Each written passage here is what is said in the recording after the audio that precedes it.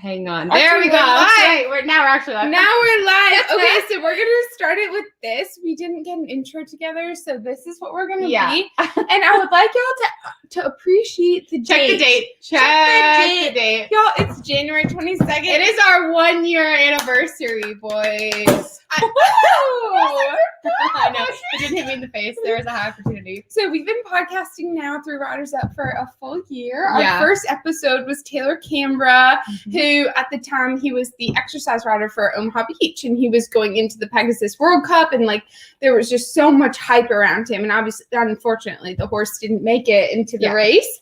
But oh my gosh, like Taylor Canberra was so much fun for us. We were pretty much blackout drunk for the I blacked out the entire Pegasus last year. But Taylor was great. I mean, we did the interview. We were in an apartment at that point. It was a year ago. We didn't know what we were doing, to be entirely and completely honest. We had absolutely no clue. And we didn't even know Taylor. We met Taylor for the first time, actually, when we were at Pegasus World Cup. And he didn't even have a horse running. So it was kind of this funny thing. Yeah. But it was really interesting listening to Taylor and like learning his story, and like it's incredible to me the relationship these riders have with their horses, because Taylor Canberra's not listed on the program. You won't really hear much about Taylor Canberra, but he's the man that's getting on this horse every single day, you know? And so it was pretty awesome for us to like get the time to talk to him. I mean, granted, like we didn't take. If you're listening to this for the first time, don't listen to our first episode. It's cringeworthy. We hate it. But like, and we've evolved a lot since then. We've gotten a lot better. But it was like really cool. So we're going to take a minute to like toast. And Stephanie, thank you. Cheers to our very first episode and the anniversary of it. Amazing. We'd like to point out we are drinking from Breeders' Cup 2020 glasses. I don't know where the front is. I'm just going to spin. Audrey, you just go. I'm just going to be like animated. We're doing this because in the Pegasus tomorrow, we have Nick's Go running, which we will get to.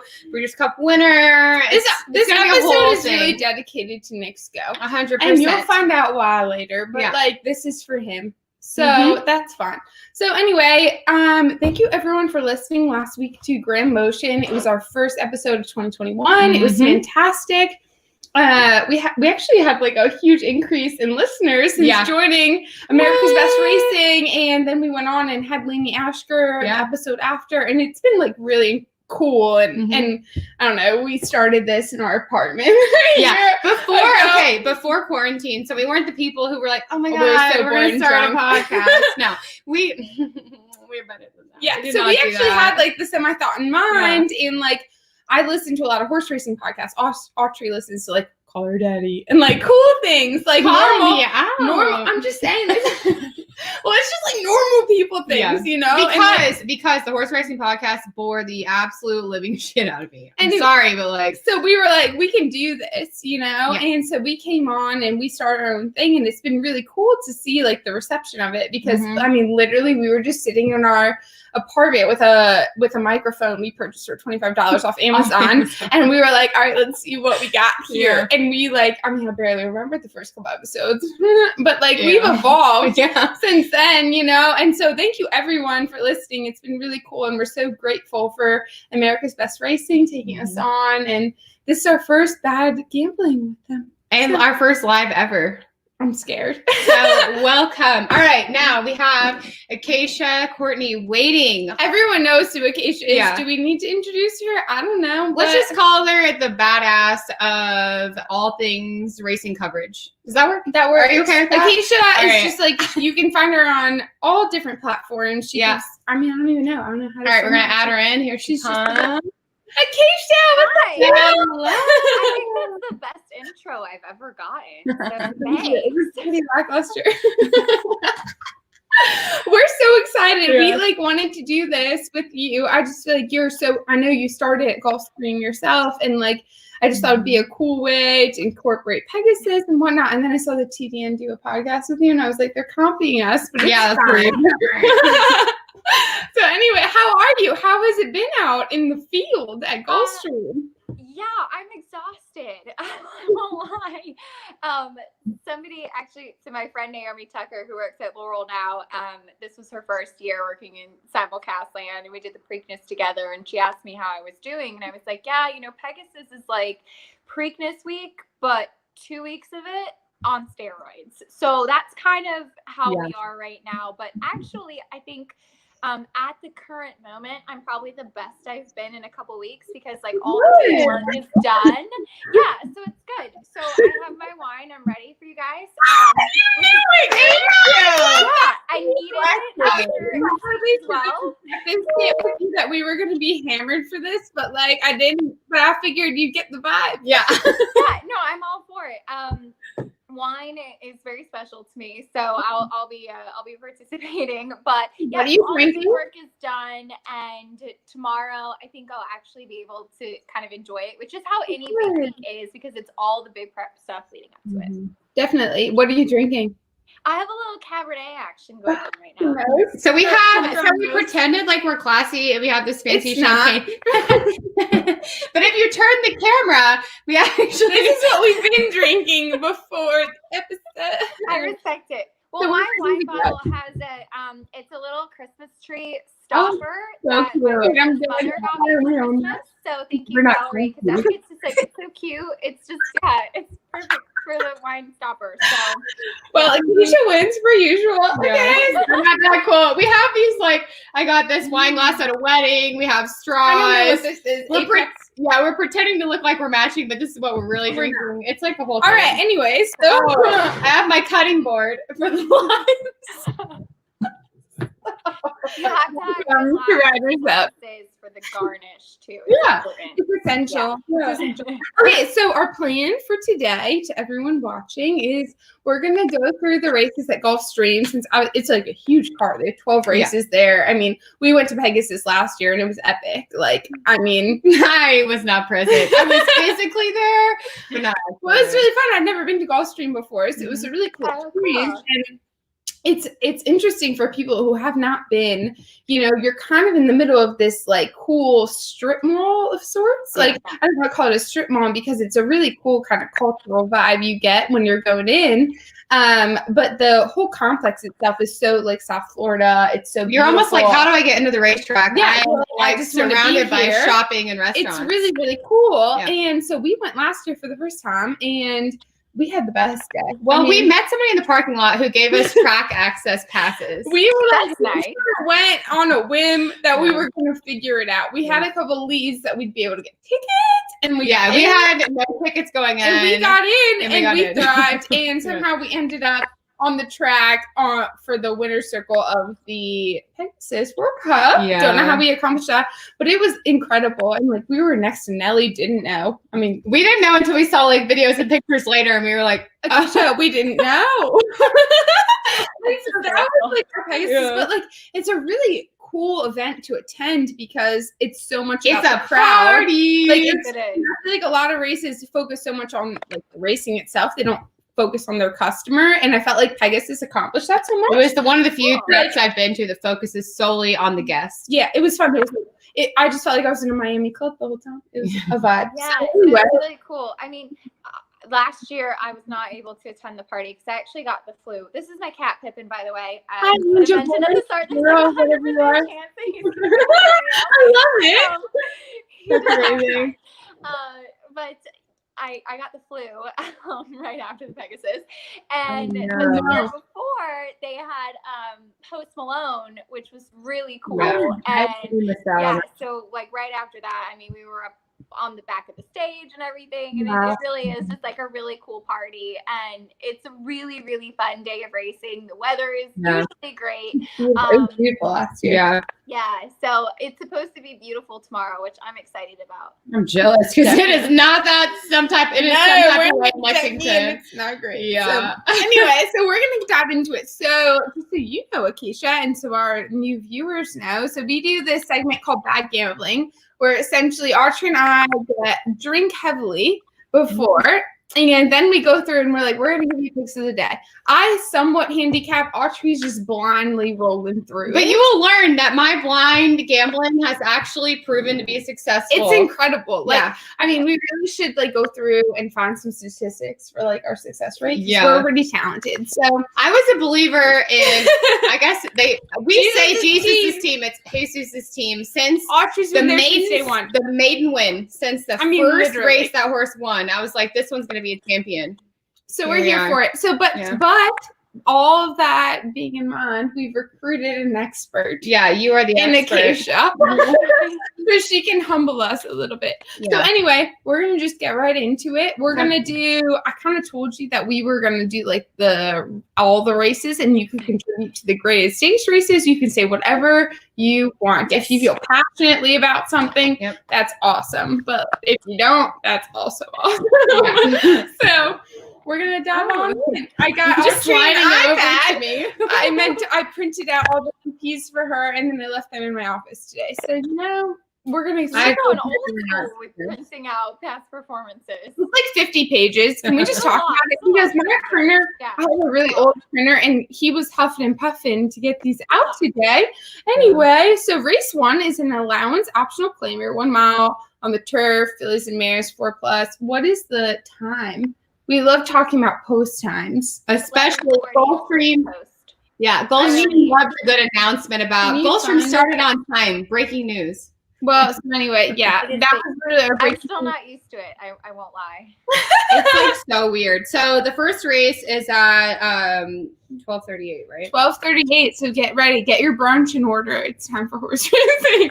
So I went with the number 5. The first race is 11:40 tomorrow. Oh, what the fuck what are you looking at, girl? It was 12:35 today. You're on Friday. Time change? Oh, sorry. She's on the wrong day. We'll pause for a moment. We start very early tomorrow. Thank God we have Acacia. Nope. Saturday. You went to the wrong day. Okay, will you figure that out? Yeah. Now we're on the right I day. went with the number 5, Orencia.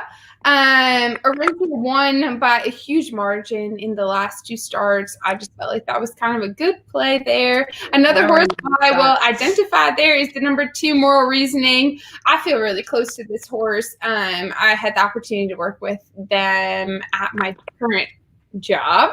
And I think she's really cool. She was a really expensive horse. She's about more than ready. And she just seems to be gradually improving. This is her first time with Brian Lynch. I just think that there's a lot of potential there. It's her first run off the layoff. And she's a beautiful filly. She's come into herself so much in the past couple months. So that's my selection. Mine is Drop a Hint, the Into Mischief. I don't have a reason. Acacia, do you want to comment? You don't have to. Yeah, you don't We're have just to. balling out here. Yeah. Yeah, I like the price. I picked to Follow the Flag.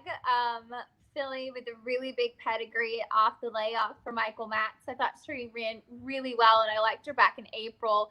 Sadly, we haven't seen her since then, but she was another really expensive filly, and I think it's just kind of like a good scene set for the card. There's big pedigrees. There's horses that have run well. There's horses with big purchase prices. I think it's a really, really tough race, actually. It's a huge layoff, so anything's possible. Big layoff, yeah. It's not so much.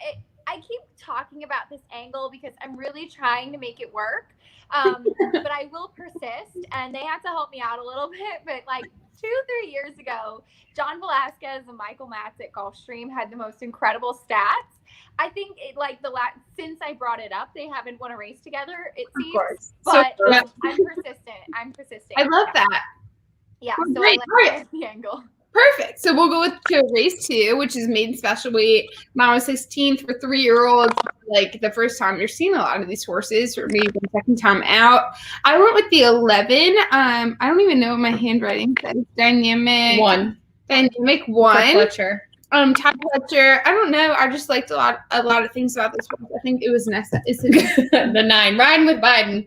Just part of my selection there. I just liked the horse. I thought it would be. Yeah. If there was ever a week to pick Riding with Biden, it's this week. So I'm gonna go with the 9.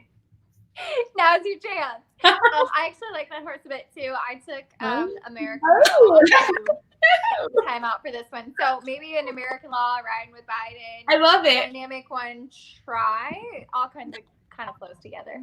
Love that. That's really. a move right there. I agree. We're going to move into a race 3, which is an optional kilometer mile and 16th on the turf for 4+. I went with the number 4. I think it's called, what is it? Scano? I don't know how to say it, but Scano. Yeah. Is it Scano? Do you know? Scano. Scano? Yeah. I don't know. I like this horse. Like, I was really interested. I thought he was super consistent. Easier spot. Don Roberto owns the entity there, and I just feel like we wouldn't put it here if it wasn't going to win. And I like Tom Albertrani. I'm like his number 1 fan. Mm-hmm. I feel like he always has good horses in the pipeline. He takes his time with them, and I think this could be a time where this horse could shine. So that's my thought. Did you say the name of the 5? No. It's Jewelstone, all one word, but it's spelled like jewels, like the things people smoke. Juul or whatever. And it's American Pharoah that kills me. Oh, I don't actually want to pick that one. I just think that's hilarious. It's no worries. I admit I never noticed that. So. Oh, you want some real analysis here? Yeah. Welcome to the deep dive. I'm going to. Then a lot of horses in this race have crazy names. I am going to just agree with Shayna because I don't have that threw me Come off. on, Pick something. All right, microsecond, the 12. All right. Your gut came out real quick. All right, Keith, what you got, Don't girl? tip me with a good time. I mean, I went with Homeland. Belmont. Everything he's sending out is winning right now. And Junior Alvarado, another layoff horse. I get it. But race behind Field Pass, who's graded states quality. Pixelate, who is only second behind him by a head. Pixelate's in the Pegasus turf. And the barn's just really, really live right now. So I've been beaten by too many Belmont horses at a good price, and I'm like not letting this one get away from me. There's 2 American Pharaohs in this race. Very good. All right. Are you marketing Coolmore? Absolutely not. This podcast is dedicated to Coolmore. Currently, Anyway, as of race 2 or whatever we're on. Anyway, race 3. Race 4 is the Grade 3 Fred Hooper. I went with the 2 Edge of a Edge. Edge.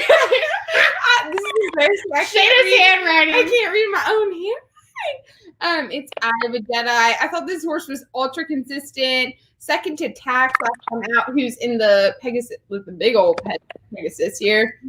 So I think you'll have enough to like kind of pick up the pieces. Another horse I really would like to shout out that no one's probably going to pick is the number 8 Indemon. I sold him when I worked for Blue Water Sales to a guy named Dan Price, and the horse has just been so damn good. Like he keeps winning, he keeps showing up. This is a huge step up for him. But I don't know, I love him. I really do. This one, I you never know. am going to pick Dreammaker because for whatever weird reason, it's the only one I've heard of. Word. Love that. You've never heard of word. So that's my pick. What's your word? You've never heard of Performer? Oh, yeah. Well, I guess. I feel like Performer's a word. Yeah, I think I just blocked that horse out for I don't have a logical reason. I just don't. It's especially since he got no love. Outside Maine. Yeah. He got no love from you guys. I picked Performer. He's a favorite for reference. Yeah, big time. But I do think it is kind of cool too that he is the brother to Breaking the Rules, who's in the Pegasus turf. So you don't get to see siblings race a lot on the same card. So yeah. Good job, Acacia. Here we are. Okay, race 5 is an optional claimer, 1 mile on the turf, 4-year-olds up. Big ol' AOC. I went with the 12th Olympic runner, Mark Cassie. I don't know. I feel like Mark Cassie can't be beaten in this spot. Like, he was just a no-brainer for me. What you got? Opry, 7. Joel Rosario and Todd Pletcher.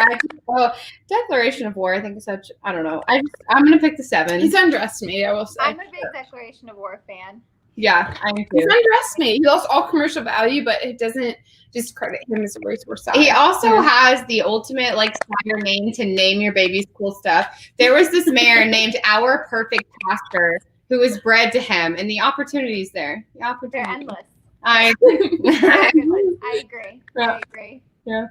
I took Bodhi Cream, which is not really as good a name, but I thought it was Bodhi Express when I saw that, and I was like, "You're not Bodhi Express," and I discounted him. no, it's sad. I miss Bodhi Express. I wish he was still here racing with us because he would have been exciting in the Pegasus. But anyway, and you never knew what he was going to do, so it was always kind of fun.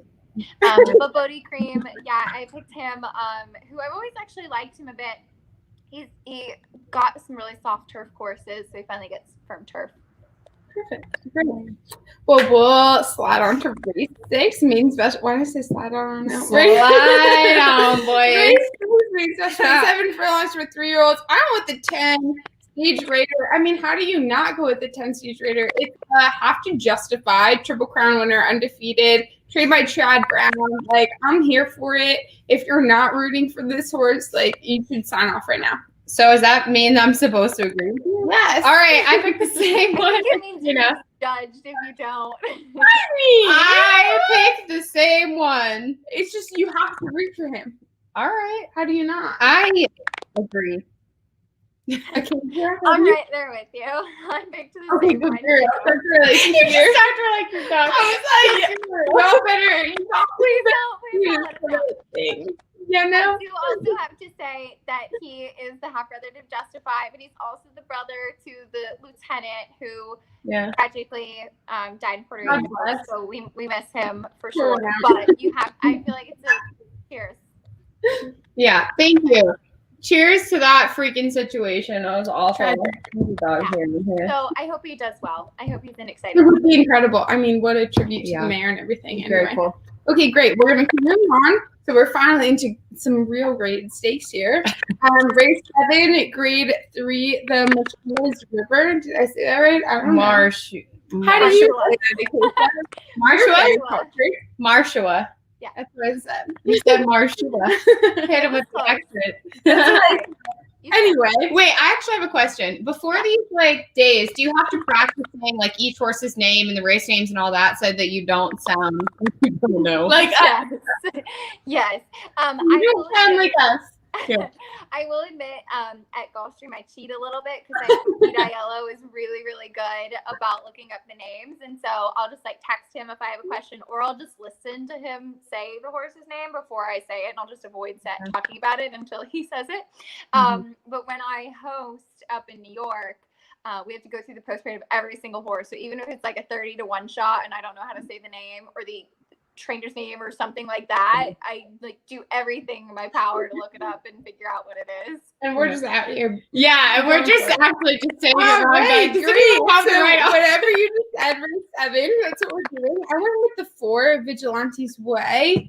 Finished behind Duopoly, 2 starts back, won her last start dominantly. I'm a huge fan of Duopoly. I work at Millridge Farm. We raised and sold her, and seeing her win the American Oaks was one of the biggest thrills I've encountered. It was so cool, and it just pulled up a lot to the race she was in, and I think she can come out here and shock the world a little bit. So that's my pick. I'm gonna roll with you on that one. All right. What about you? I like her too, but I did pick Zafel off the layoff for Brendan Welsh. She took a run against Newspaper of Record last time, who's a beast. So, and was running really well in Graded Stakes Company before that. Wonderful. So Tyler Gaffleone, he's a podcast grad. Is he? Yeah. Very good company. Yeah. Yeah, thank you. All right, race 8. This is really embarrassing because I was sitting in my office and I have a coworker named Ben Gowans who's a degenerate gambler, and I appreciate him with my being. And I go, "Who do you like in the La Prevoyante?" And he just looked at me like, "I'm sorry, what was that?" And he told me that the way it's pronounced is the La Prevoyante. She wrote out. Wait. She wrote out in parentheses the actual a bougie pronunciation. Anyway, I chose. Cameo.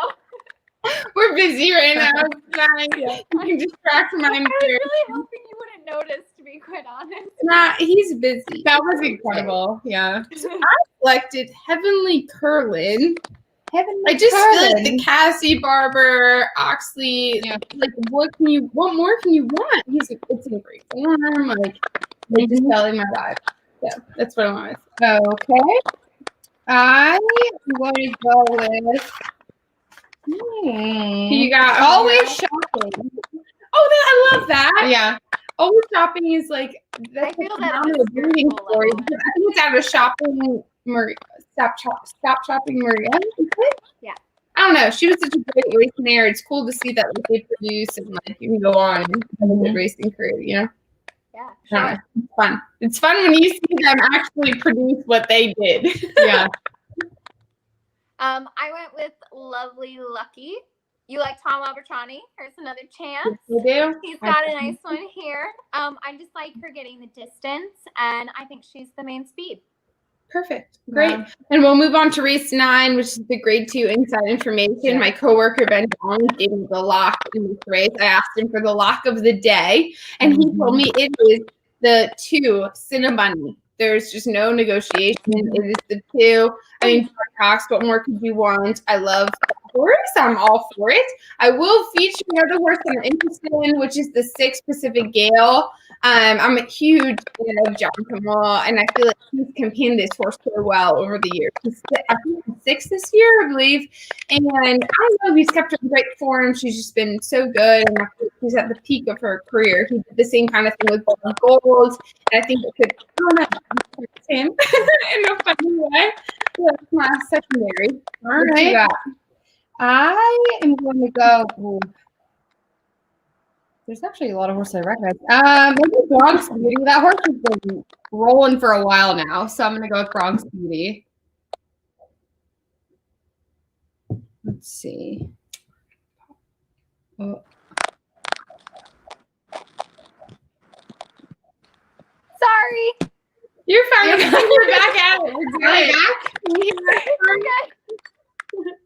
I was wow, very crispy on the other end. I don't know what your cat's doing, but I also like Pacific Gale. Retweet everything you said. All right. well, race 10 is the grade 3. What's it called? The WL McKnight. Yeah. It's a mile and a half mile on the pure 4-year-olds and up. I'm really intrigued by the one Doswell. I just feel like Barkley Tags should be the president at this point. Yeah. Like, I love him. He's a fan, and I think that's just where we should be. Another horse I was really intrigued by is the 4 Temple. I don't know. I feel like my maker is so good at Gulfstream, and I'm just intrigued by that horse. So. The old Temple City. Really cool to see for you know what? I'm gonna pick the 4 Temple as well, because it'd be really cool to see Temple City get a big win on such a popular day. Yeah, my heart says Sadler's Joy. I love Sadler's Joy. I love him. He's the coolest horse. He's 8 now.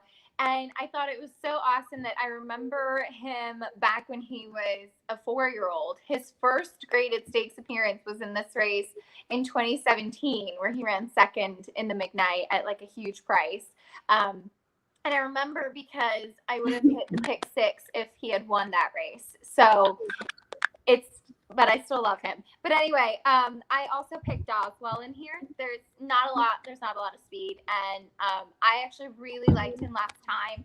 Barkley and his partner, assistant trainer Robin Smullen, she's like the only one that can handle him. She rides him in the morning. He's really, really difficult, and he had made a complete 180 last time. He looked so much better, so much more professional, and he ran really well in Grade Stakes Company. So I feel like he's finally coming into his own, and they opted to run here instead of the Pegasus turf. So I'm going Doswell. And I'll echo your sentiments with Sadler's Joy. Like, I think there's a lot to be said for these older horses that they continue to campaign. Like, it's really cool. I mean, I don't want to reference Whitmore's fan, but like, it's cool to see these horses come into themselves as they get older. And I feel like Sadler's Joy is such a perfect representation of that, you know. And I've been rooting for him since day one, you know. And it's cool to see that like each year he just gets better and better. And I feel like he's knocking on the door of like a big breakthrough. you know, and I'd love to see that. I don't know if he'll break through here, but like I'd love Oh, to I see know. it. Why not try? You know? They get more of a following. Like they get a fan club the longer they stay in training, and I think Totally. that's really something big for the sport. Horses that you get a chance to follow and see them run year after year. Definitely. Yeah. I mean, we talk about this on the podcast all the time. It's like this, how do you get people into racing? How do you get the general public to follow? And like, you know, the biggest thing is like there's either the jockeys or the horses. I mean, it's one of two. And I feel like if you can get these horses to have the longevity that you can follow them for years, like, oh my gosh, I mean, my girl, look at like, I mean, some of these horses that look she took a year off nearly. And you're sitting, I mean, I know I'm waiting for her to come back myself. And it just, exactly as you said, it like boosts the following. It's so good for the sport, you know? Yeah. And one thing we've talked about on the podcast is like, imagine if the horse had a following and then it was entered into a series or was in like for older horses, like with baseball. Something like or- March Madness. Yes, or something, exactly. And I know what Sandy, they're doing that first series. Kevin from Noltemeyer, yeah. Kevin Kevin Noltemeyer from Silver Springs, he said, like, can you imagine these horses, like, have built fan bases, and then all of a sudden they're in these series, and it's like Monomoy Girl versus these two, you know, like in a And perfect it's a world, series, obviously. but it's like 3 races or something like that. I don't know. And I love that with Salvador Joy. He kind of brings that to mind because he's a horse he's been here for a minute. Yeah. And he's running against these top horses game after game after game. And Yeah. it's pretty cool to see. So I'm gonna like subconsciously root for him. I don't know if he'll win, but I'm here for it. Yeah. And now we're finally getting into the big races of The big old what bad time boys. about this? What time is race 11 on?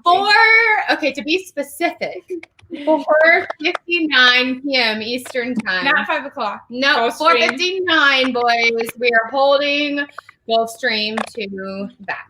So that's the Pegasus turf, which is $1 million.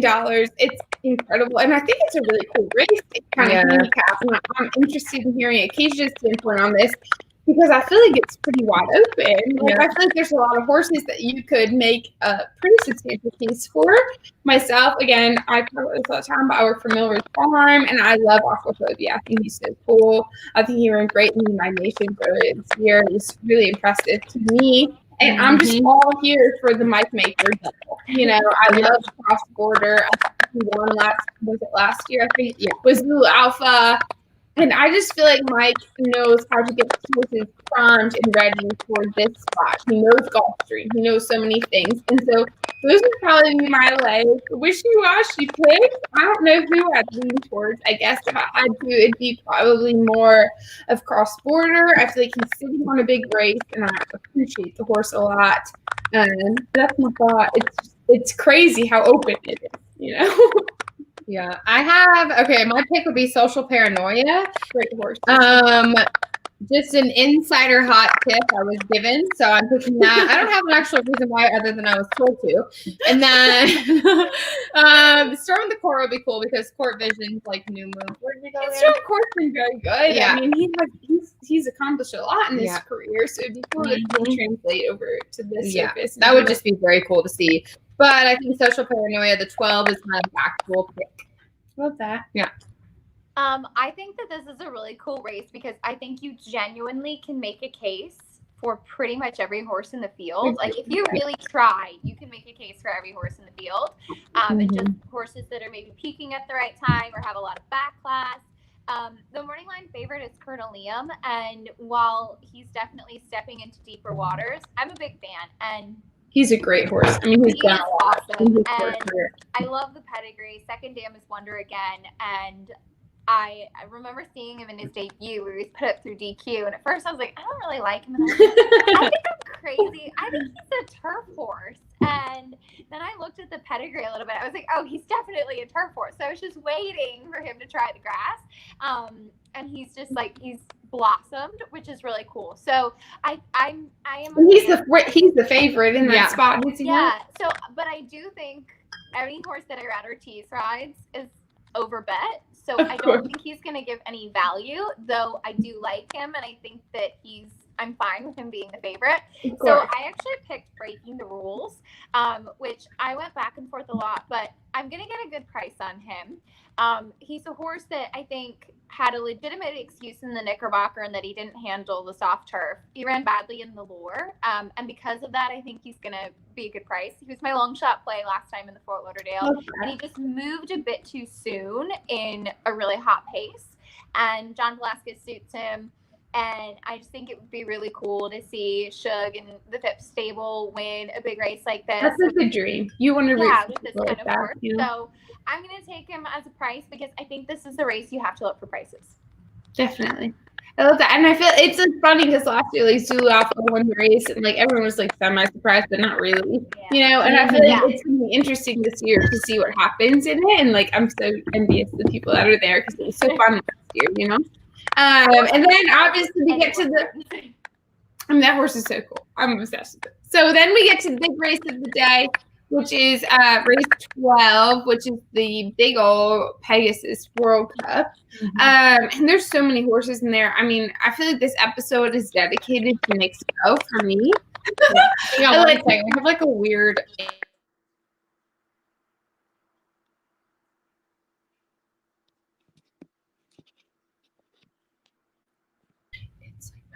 Okay. Do we sound better? Yeah, you're better now. Okay. I was trying to figure out what was wrong. That's my fault. Yeah, no, we were trying to figure out what was wrong. And now I think I figured it out. Okay.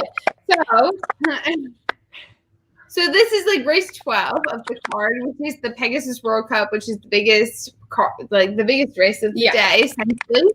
And I mean, it's $3 million. Like, there's so much, like, I am obsessed with it. I think that he's a horse who's really coming into himself this year. It's funny because I kind of discounted him after his juvenile year. I thought he was done for. And then he's come back and he set that like unbelievable time at Keeneland in like a basic allowance. And he came back and won the Breeders' Cup Mile. And the best part of it is like one of my best friends, Sabrina Moore, who's based out of Reisterstown, Maryland. She bred and raised this horse, sold him herself, and like it's just been so cool. I've gotten to like half ride the roller coaster with her, and you know, I couldn't imagine having a horse in Breeders' Cup. You know, I mean, that's the pinnacle of the sport. So I'm really rooting for him, and I think he's in his best form right now. So that's what I'm going to go with. I guess my backup plan would probably be the 7 number Tack. I just think he's so fast. Like, if he can just carry on his speed all the way to the finish line, like, who's going to beat him? I don't know. So those are my thoughts. What do you think? Okay, so my pick is going to be the 5, Jesus' Team or Jesus' Team. It's actually his favorite horse. We've carried this on throughout the year. Yeah, by a lot. It's his main win, so. And he's actually gone on to do like this horse. She just saw the name and she's like, "This is what I want. I love him." And he actually turned out to be like a decent enough horse. So it's been kind of fun. I know. But who do you have, Acacia? I picked Tax on top. I think that there is actually going to be some other speed with Nick's Go. I think that his benefit is that he has Joel Rosario, who's such a good judge of pace, and he won't have to kind of have his hand forced. And he's also outside of Sleepy Eyes Todd, who kind of has to go from the inside post stretching out. Tax showed a lot of speed last time, but I don't think that he's a need the lead type. He was just really fresh beforehand. And I mean, he must have gained at least 100 pounds coming back this year. He looked like a totally different horse. Like, my mouth was on the ground when I saw him. And I was kind of fangirling a little bit because he just looked beautiful. And I think he's a good example, too. I mean, he's a gelding. I talked to Danny Gargan the other day, and he said, you know, we want to race him all through his 5-year-old season, his 6-year-old, maybe even 7 if he stays sound. We want to keep him around and race him. And I think that that's a really great story. It was a horse they claimed for $50,000 and have had success with. And that's a dream. He's living the dream. Exactly. Yeah. So I think he's going to sit a really good trip. I used Nick's Go in there as well. I think you kind of have to. But a bomb that I'm going to use underneath is Coastal Defense, who I remember seeing him in his debut, and he's a really big son of Curlin, surprise. And I was like, why is this horse playing 6 furlongs? He wants to go 2 turns. You know, he's huge. And finally got my wish a couple races back, and he had a trouble trip in the Clark. So I think he's going to be a really big price. Dale Romans can hit the board at a big price, pull some upsets. We know that. So I'm going to use him underneath for fun. But yeah, I'm really excited about this race. Gotten to see some of the horses school leading up to it. And fun I fact, saw your video today, and it was interesting to see, like, you know, other horses going into the Pegasus, like Independence Hall. You know, some of these other things. And he's like a wild animal. I mean, he's been a wild animal since day one. Like, what was it like watching him? Well, I said to Ron Nicoletti, I said, if they want to geld him and make him a jumper, I'd be really happy. I don't think that would happen, but I'd be really happy about it because he's stunning. He is. He looks like a show horse. Yeah, he's gorgeous. And I always knew that he was a handful, but he paddock schooled yesterday, and he literally would take 2 steps, throw a couple bucks, take 2 steps, throw a couple bucks. Like, whoever the groom or handler that was leading him around the paddock, I give him so much credit because he has a really strong arm and got his workout in. He was flexing the whole way around trying to hold this horse. And I didn't see him this morning, but I heard that he paddock schooled again and was a lot better today. So that's a plus. But he is beautiful. My concern about him is stretching out to the 2-turn distance. Definitely. But I want to mention a fun fact about Jesus' team. It is named after one of the owner's sons, Jesus. So that's where the Jesus comes. But the trainer, Jose Francisco D'Angelo, calls him Jesus, just Jesus every time, which is the greatest to me. So, Jesus. I love that. Wonderful. Well, Acacia, thank you so much for your time, and best of luck to everyone that is gambling this weekend. Yeah. And thank you, everyone, for listening for this. Yeah, thank you. And we'll continue to evolve and get into this America's Best Racing and live stuff, and we look forward to what's to come. So good luck this weekend. Thank you. Otters up. Bye. Thank you.